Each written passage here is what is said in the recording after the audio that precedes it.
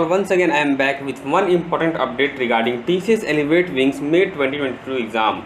So guys, in this video we are going to discuss about final exam assessment dates for different courses.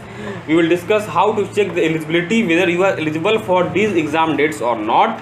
So guys, I will give you a demo with the help of a screenshot through which you can check your eligibility easily. So guys, there are different course IDs for different tracks for which you have to search on iVolve. So I will give those course IDs regarding DCA Java, DCA Python, DCA Power Platform and so many things. Okay. So guys, I request everybody to like the video so that it will reach to different people who are concerned with TCS Elevate Wings 1 exam. So guys, also please subscribe the channel for just motivating me. So guys, let's start our video. Different dates are there for different tracks. Like for Tech Track T1, the exam date is 31st May. For Tech Track T3, the exam date is 1st June. Similarly, if you go down, you can see that DCA Java 14 June, DCA Python 15 June and DCA all others 17 June. I mean, there are different courses inside DCA other than Java and Python like ServiceNow, Microservices, Power Platform. All those exams will be held on 17th of June. Also, you can see here for Biz Skill Track 1, exam date is 8 June and for Biz Skill Track 2, exam is 9 June. So for my audience, they are only concerned with Biz Skill Track 2, I mean 9 June and DCA Java and Python, that is 14th and 15th June.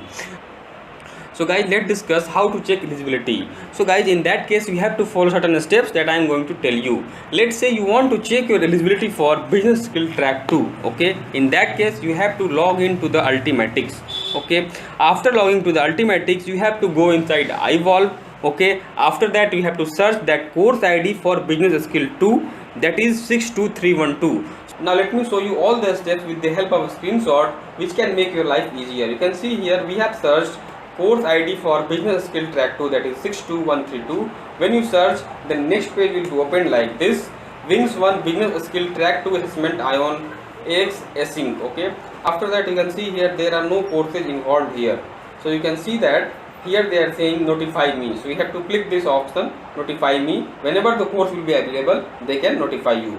Now why they are not showing any courses? Because mentioned here like that. Please note that we are adding associates in the offering IDs in batches on a daily basis starting 23rd May.